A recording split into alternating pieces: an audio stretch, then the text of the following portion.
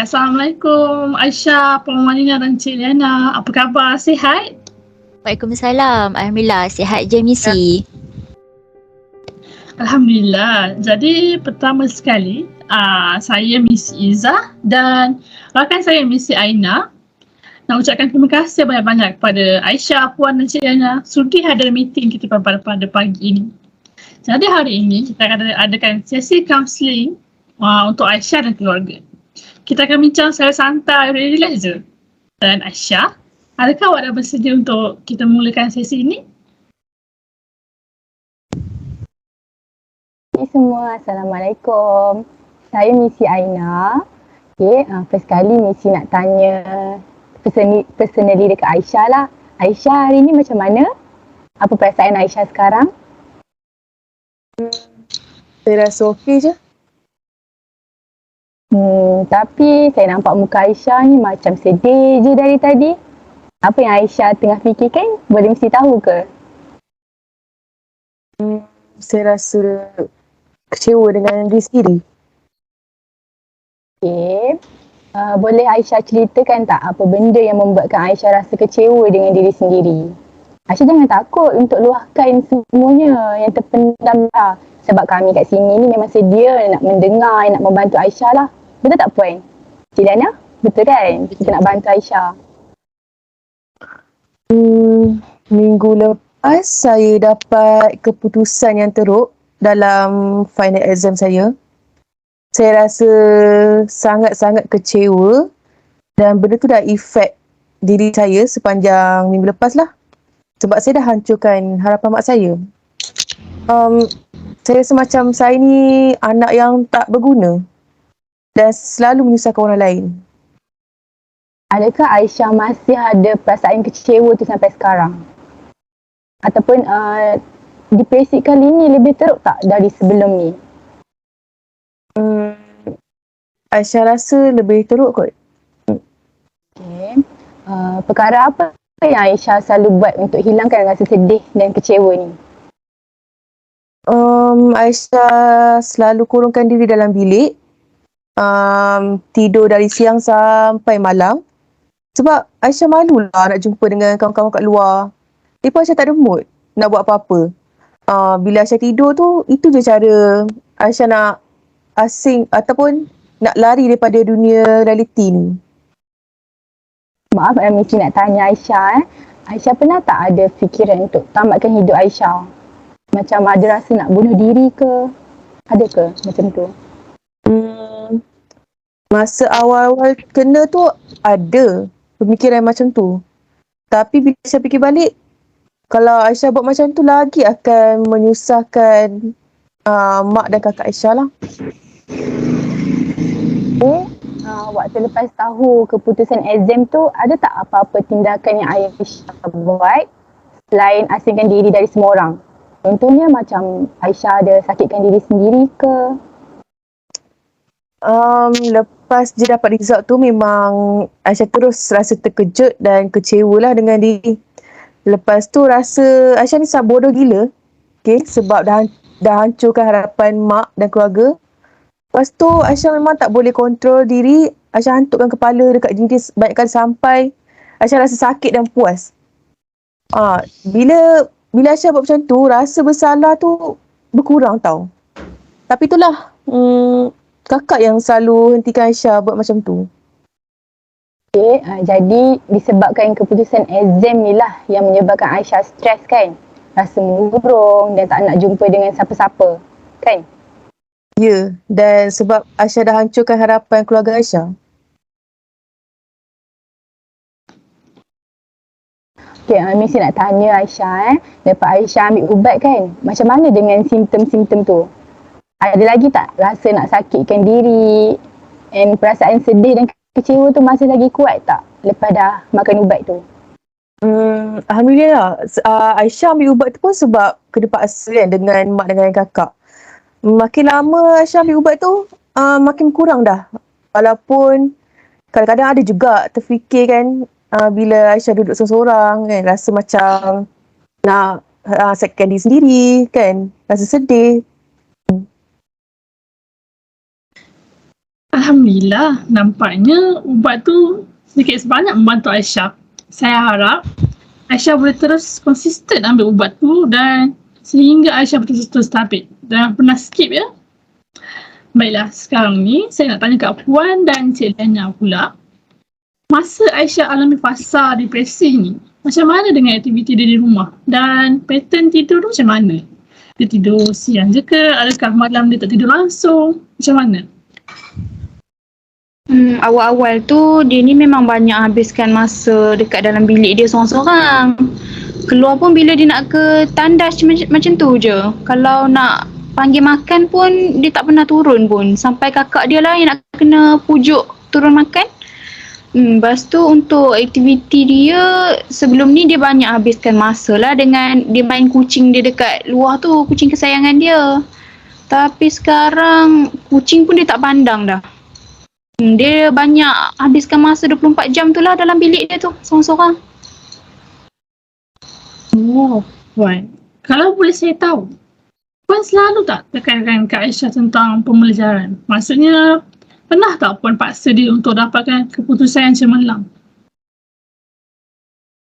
Saya tak adalah paksa pun. Sebagai mak kan mestilah kita nak tengok keputusan yang cemerlang kan anak-anak kita. Jadi untuk kebaikan dia juga. Lagi-lagi untuk Aisyah ni, setiap kali sebelum exam saya memang bagi kata-kata semangat lah dekat dia supaya saya naklah hasil yang cemerlang daripada dia kan. So kalau dia tak dapat keputusan yang cemerlang ni, saya agak yang dia ni tak ambil serius lah kata-kata saya. Betul ke tak Missy? Saya nak tahu, apa yang Puan pernah kata pada dia sebelum exam tu? Saya cakap lah kalau dia gagal ke dalam periksa akhir ni, dia akan malukan saya dengan keluarga kita lah. Sebab apa? Sebab sepupu-sepupu yang sebaya dengan dia semua dah cemerlang, semua pandai-pandai. Tapi dia macam biasa-biasa je. Puan, di sinilah titik permulaan ataupun perkara yang trigger yang telah membebankan pemikiran Aisyah. Tapi saya tak salahkan Puan. Dan saya sendiri mengaku sudah semestinya sebagai seorang ibu, kita mengharapkan harapan tinggi untuk anak kita dapat cemerlang. Namun, saya rasa dalam masa yang sama, kita kena fahamlah atas kemampuan anak kita.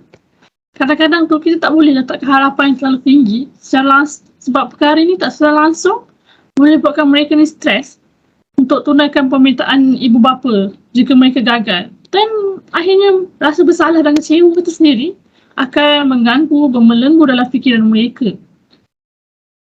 Betul. Saya pun setuju dengan apa yang Missy Izzah katakan tadi. Dan saya juga berpendapat lah bahawa bila seseorang tu rasa kecewa, sedih dan rasa bersalah yang teramat sangat ni, ini boleh menyebabkan depresi atau kemurungan pada mereka ni macam bertambah lagi teruk. Sebab Aisyah ni memang mempunyai simptom-simptom depresi lah. Seperti yang dia katakan tadi, ada mengasingkan diri dari dunia luar, macam dah tak ada semangat buat apa-apa dah. Dan pattern tidur dia pun dah tak teratur, and dia ada juga simptom sakitkan diri dia sendiri. Baiklah Missy, sekarang ni baru saya sedar sebabkan saya Aisyah jadi macam ni. Salah saya lah ni. Okay, Aisyah maafkan mak Kalau mak tahu jadi macam ni, mak takkanlah paksa-paksa Aisyah. Yelah mak jangan risau. Sebelum tu, Missy nak tanyalah. Antara mak dan kakak, siapa yang Aisyah paling rapat? Saya Missy. Kita orang berdua memang suka luahkan cerita masing-masing pun. Tapi sebab sekarang kan saya sibuk bekerja, jadi macam tak ada masa sangat lah nak spend time dengan dia sepanjang minggu lepas ni. Oh, jadi inilah yang kita patut titik beratkan lah. Sebab sebagai keluarga ni, kita perlu sentiasa menyokong Aisyah lah. Sama ada di dalam keadaan dia gembira, sedih. Dan lagi time dia tengah depresi. Time tu dia sangat-sangat memerlukan seseorang lah di sisi dia. Supaya dia rasa ada orang care tentang diri dia. and menjadi pendengar kepada luahan masalah dia. Itulah saya pun rasa sekarang ni macam bersalah jugalah dekat Aisyah sebab saya ni macam fokus sangat dekat diri saya sampai lupalah nak tanya khabar. Lepas tu macam dah jarang luangkan waktu sama-sama. InsyaAllah lepas ni saya akan lebih fokus dekat family. Lepas tu dengan kerjaya saya ni secara adil lah. Adik maafkan kakak kalau akak dah buat adik rasa sorang-sorang. Lepas ni kita spend time sama-sama Okey Kak.